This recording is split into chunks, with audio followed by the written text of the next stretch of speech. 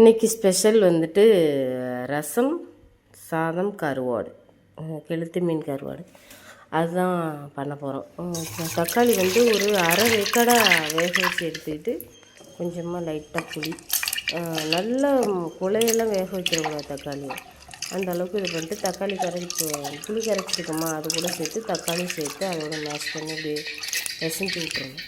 பிசைஞ்சு விட்டு முடிச்ச பிற்பாடு பச்சை மிளகா 2 நம்ம வீட்டில் இருக்கிறதுனால செடியிலே போய் ஃப்ரெஷ்ஷாக பறிச்சுட்டு வந்துட்டு அப்புறம் வந்து சீரகம், மிளகு, பூண்டு, பச்சை மிளகாய் இது எல்லாத்தையும் வந்து இஞ்சி கல்லில் தட்டி தனியாக எடுத்துக்குவோம்.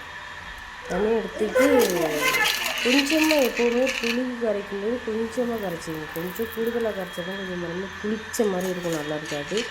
அதுக்குன்னு ரொம்ப கொஞ்சமாக கரைச்சிட்டாலும் சப்புன்னு இருக்கும், நல்லாயிருக்கும். ஓரளவுக்கு மீடியம் அது மாதிரி கரைச்சிக்கிட்டு வச்சுக்கிட்டா நல்லாயிருக்கும். ரசம் கருவாடுனா அல்டிமேட் தான். மற்ற சாப்பாட்டை விட கண்டிப்பாக ஒரு பிடி சாதம் கூடவே சாப்பிடலாம். ஓகேவா? தட்டி எடுத்துகிட்டு பூண்டெல்லாம் வந்து தோல் உரிச்சிட்டு போடணும்னா சில தோலோடய போட்டு தட்டி போடலாம். ரசத்துக்கு தானே போட போகிறோம்.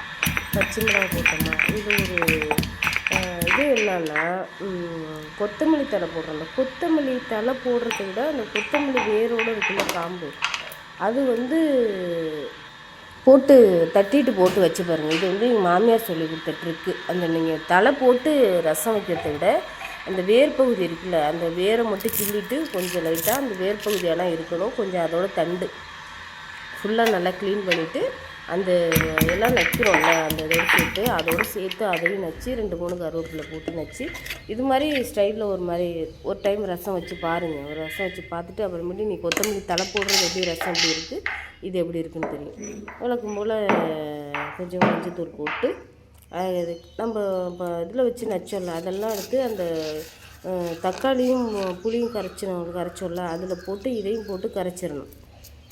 கரைச்சிட்டு கொஞ்சம் லைட்டாக நமக்கு தேவைப்படுற அளவு உப்பு மட்டும் போட்டுக்குவோம். எல்லாத்தையும் போட்டு கலந்து விட்டுட்டு ரசத்துக்கு தாளிச்சிட வேண்டியதான். ரசத்துக்கு தாளிக்கும் போது எப்போவுமே வந்து நல்லா ஞாபகம் வச்சுக்கோங்க, ஒரே ஒரு பட்டை மிளகாய் அதில் புட்டு போடுங்க. கடுகு போட்டு தாளித்த பிற்பாடு ஒரே ஒரு பட்டை மிளகாய் புட்டு போட்டு ரசம் வச்சிங்கன்னா நல்லாயிருக்கும். இது வந்து என்னோடய ஒப்பீனியன் தான். பச்சை மிளகாய் ஆல்ரெடி நம்ம போட்டிருக்கோம் தான், நம்ம இல்லைன்னு சொல்லலை. ஒரே ஒரு பச்சை மிளகாய் மட்டும் அந்த வாசனைக்காக புட்டு போட்டு கருவேப்பிலை போட்டு தாளித்து இப்படி அரைச்சிட்டு அதில் ஊற்றிடுவோம். ஊற்றிட்டு மெயினாக என்னன்னா அந்த நுரக்கட்டி வருதில்ல, அப்போவே நம்ம சில பேர் சொல்லுவாங்க அந்த புளி வாசனை வரும் கொதிக்க விடணும்னு சொல்லுவாங்க. அதெல்லாம் வந்து கொதிக்கவே விடவே கூடாது. நம்ம நுரக்கட்டி வாரப்பே இறக்கி மெயினாக ஒன்று என்னென்னா மூடி வச்சிடணும், திறந்து வைக்கக்கூடாது. லைட்டாக கடைசியாக அது பெருங்காயத்தூள் சேர்த்துக்கிறோமா, உப்பு போட்டு அவ்வளோதான். இதுக்கப்புறம் வந்துட்டு நம்ம கருவாடு, கெளுத்தி மீன் கருவாடு தான் வாங்கிட்டு வந்தாங்க. அந்த கெளுத்தி மீன் 2 அப்படி கீந்து கருவாடுன்னு சொல்லுவாங்க, அதுதான் சின்ன சின்ன பீஸாக போட்டுருந்தது வாங்கிட்டு வந்தாங்க. எப்போவுமே என்ன பண்ணுவோம்னாக்கா கொஞ்சம் மஞ்சத்தூள் கொஞ்சம் மிளகாத்தூள் அது எப்போவுமே நம்ம போடுறது தான். போட்டுட்டு அது கூட என்ன பண்ணணும்னா ஒரு தக்காளி பழம் சேர்த்துக்கோங்க. தக்காளி பழம் சேர்த்தா டேஸ்ட்டு கொஞ்சம் வேறு மாதிரி இருக்கும். நம்ம நார்மலாக கருவாடு வறுக்கிறத விட இது மாதிரி போட்டால் கொஞ்சம் டேஸ்ட்டு வேறு மாதிரி இருக்கும். மெயினாக என்ன பண்ணுறீங்கன்னா கருவாடு வறுக்கும்போது இது மாதிரி கருவாடு வறுக்கும்போது கொஞ்சமாக லைட்டாக கொஞ்சமாக தண்ணி சேர்த்துட்டு உப்பு மட்டும் சேர்த்துறாதீங்க.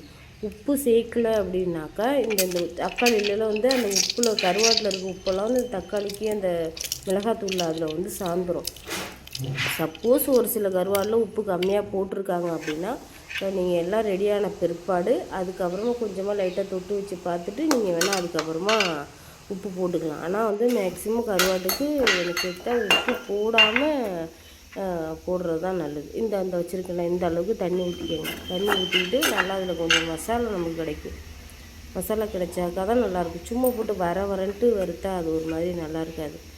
இதில் போட்டு எல்லாம் போட்டு வறுத்து எடுத்து பிற்பாடு கடைசியாக 4 பல்லு பூண்டு மட்டும் தட்டி போட்டால் முடிஞ்சு செம்மையான மதிய சாப்பாடு ரெடி. இதை விட வேறு என்ன வேணும்? ரசம் கருவாடு மட்டுமே போடலாம். இது எல்லாமே இன்னொரு துவையில் அரைச்சிருக்கேன். ஆனால் இதுவே வந்து போதுமானது தான். சூப்பராக இருக்கா? பிடிச்சிருந்தா லைக் பண்ணுங்கள், சப்ஸ்கிரைப் பண்ணுங்கள். நீங்களும் இதே மாதிரி ரசம் ட்ரை பண்ணுங்கள், இதே மாதிரி கருவாடு ட்ரை பண்ணுங்கள். ட்ரை பண்ணி பார்த்துட்டு எப்படி இருக்குன்னு எனக்கு சொல்லுங்கள். தேங்க்யூ ஃபார் வாட்சிங். தேங்க்யூ.